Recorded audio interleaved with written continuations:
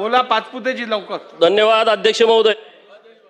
अध्यक्ष महोदय, माझी आपणाला एक विनंती आहे. तपासून अध्यक्ष बघतो. महोदय, आपण या खुर्चीवरती आम्हा सर्वांना संरक्षण देण्यासाठी बसलेला आहात.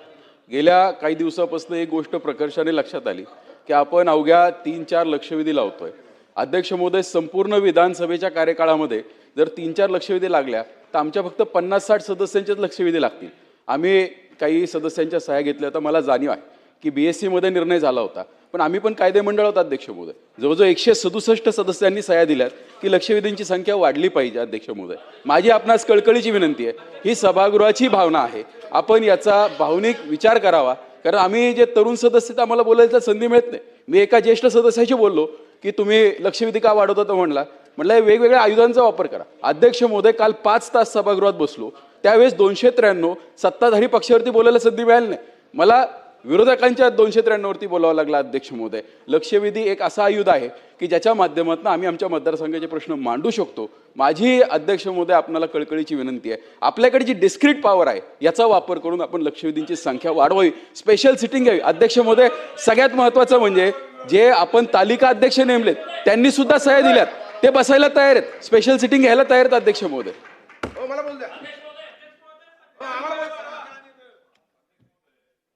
लक्षवेधी वाढवण्यासाठी काही आमची अडचण नाही आहे, मंत्र्यांची नाही, सरकारची, CM साहेबांची नाही आहे.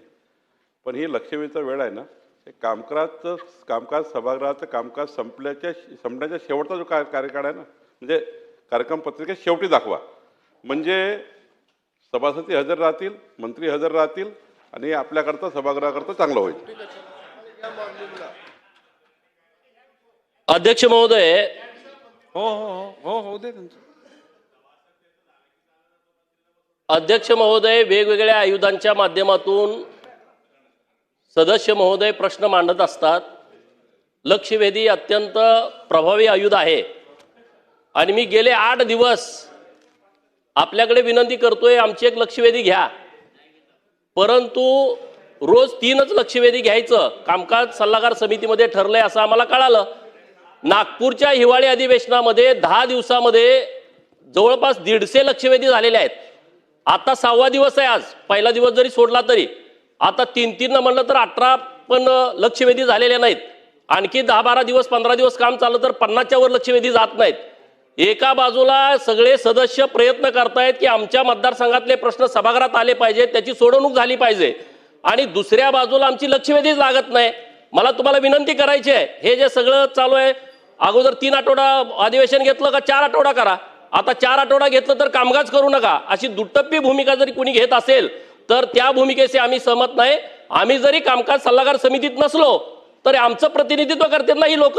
माझी विनंती आहे तुमच्याकडं की तुम्ही जसं मागं 10-15 लक्षवेधी रोज घेत होता, कारण मागच्या अधिवेशनामध्ये माझ्या 2 लक्षवेधीने एक अर्ध्या तासाची चर्चा लागली. आता 6-7 दिवस झाले तर माझे अजून लक्षवेधी पण नाही, कुठलाच कामकाज नाही झालं. माझी विनंती आहे तुमच्याकडं, हे जे प्रश्न आम्ही मांडणार कुठं, जर 1 महिना अधिवेशन चालल्याच्या नंतर जर आमची लक्षवेधी येणार नसेल, फक्त 50-60 लक्षवेधी येणार असतील तर ह्या सर्व सदस्यांच्या वरती अन्याय होईल. तर आपण आपले अधिकार वापरून या लक्षवेध्या रोजच्या रोज 10-15 घ्याव्यात अशी माझी तुम्हाला विनंती आहे. चला झालं. सन्माननीय अध्यक्ष महोदय, एक मिनिट. सन्माननीय अध्यक्ष महोदय, खरं तर हा जो विषय सुरू झाला आहे, मी काय या विषयामध्ये बोलण्याकरता उभा नव्हतो, परंतु माननीय या सभागृहाचे ज्येष्ठ मंत्री बावनकुळे साहेब बोलले म्हणून मी बोलायला उभा राहिलोय.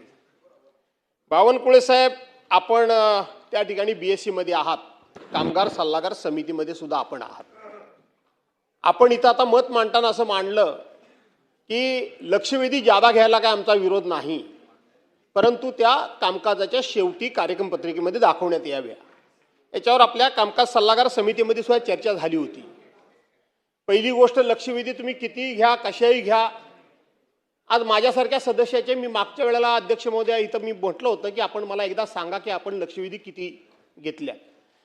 ज्या वेळेला सभागृहाचा समारोप झाला, म्हणजे ॲडजंट झालं सभागृहात, तसं त्यावेळेला आपण ते वाचून दाखवलं. सभागृहात मी नव्हतो. त्याच्यामध्ये भास्करराव किती बोलले, किती प्रश्नावर बोलले, किती विषयावर बोलले, किती तासावर बोलले, पण भास्कररावाच्या लक्षवेधी किती लागल्या ह्याचं आपण उत्तर दिलेलं नाही. मी आपल्याला क्रॉस केलं नाही, मी करत नाही. आजही माझ्यासारख्या सिनियर माणसाची एकही लक्षवेधी लागलेली नाही. मुद्दा एवढाच आहे की तुम्हाला दोन गोष्टी कराव्या लागतील. एक तर नियम समितीमध्ये जावं लागेल. नियम समितीच्या विधानसभा अधिनियमामध्ये 8 प्रमाणे 3 लक्षवेधीच्या वरती लक्षवेधी घेताच येत नाही, हा नियम आहे.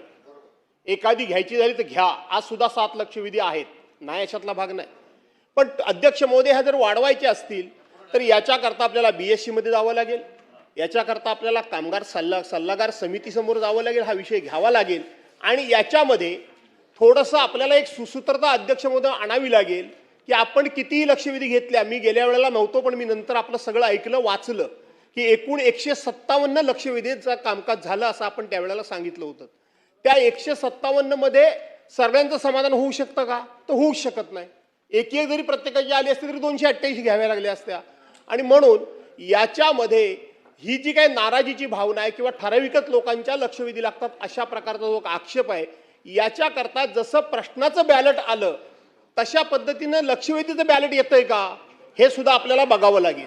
आणि म्हणून ठीक आहे, आता राहू दे. आता मी रुलिंग देतो. समन्यायीप्रमाणे समन्यायी वागणुकीत सगळ्यांचं समाधान करता येणार नाही, परंतु किमान याच्यामध्ये सगळ्यांना न्याय देण्याचा प्रयत्न केलाय अशा पद्धतीचं कुठेतरी आपल्याला भावना किंवा तशा पद्धतीनं आपल्याला कुठेतरी विचार मांडावे लागतील, निर्णय घ्यावे लागतील. आणि म्हणून बावनकुळे साहेब, BSc मध्ये तुम्ही 3ला कबूल केलं आणि इथे येऊन म्हणता की कितीही घ्या, तर तुम्ही लावा घेऊ गुरुवारी पुन्हा BSc करू चर्चा आपण त्याच्यामध्ये. एक मिनिट बसून घ्या. थांबा जरा. आता बस झालं, आता रुलिंग देऊ द्या मला. बस झालं, आता मला रुलिंग देऊ द्या. तोच मुद्दा परत होतोय. आता थांबा. सन्मान्य सदस्य विक्रम पाचपुते यांनी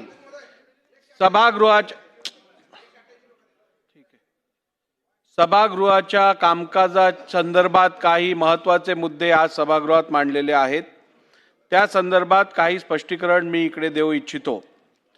सर्वप्रथम, सर्वसाधारणरित्या आपण सभागृहात होणारं कामकाज या संदर्भातली चर्चा BSc मध्ये करतो आणि ती चर्चा झाल्यानंतर या सभागृहात BSc मध्ये काय घडलंय या संदर्भात चर्चा घेण्याची प्रथा परंपरा पायंडा या सभागृहात यापूर्वीही नव्हता आणि नसायला पाहिजे असं माझं प्रामाणिक मत आहे.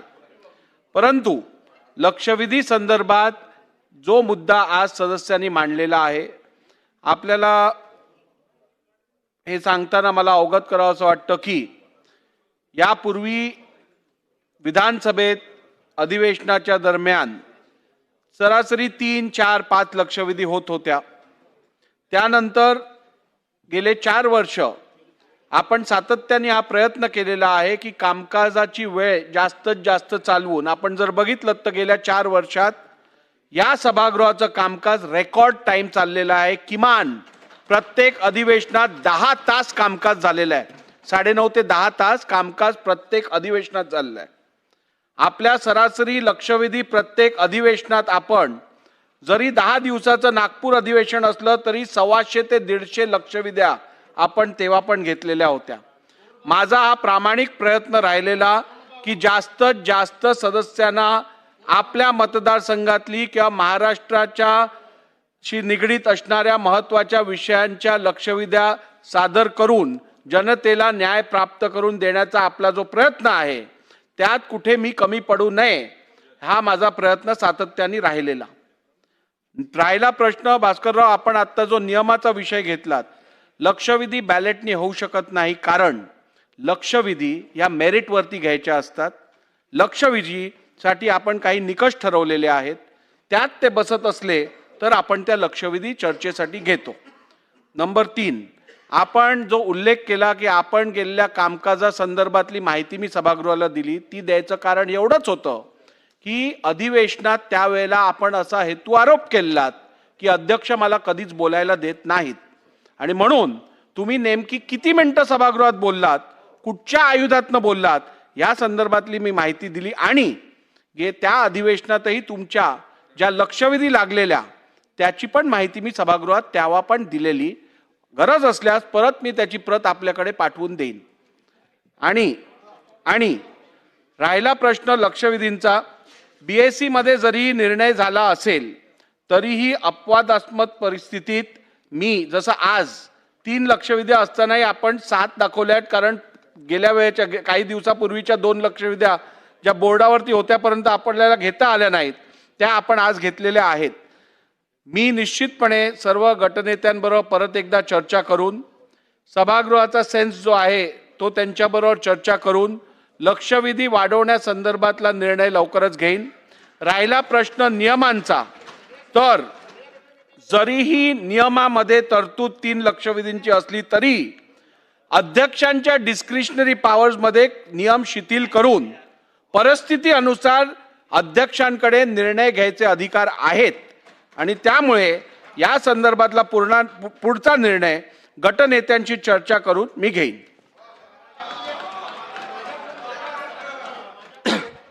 अध्यक्ष महोदय, माझ्याकडून अनावधानानं मी विधानसभा अधिनियम 8 म्हणालो. विधानसभा अधिनियम 8 नाही, तो तालिका सभा ठरवण्याकरता आहे. विधानसभा अधिनियम 5 एवढी दुरुस्ती करावी. 105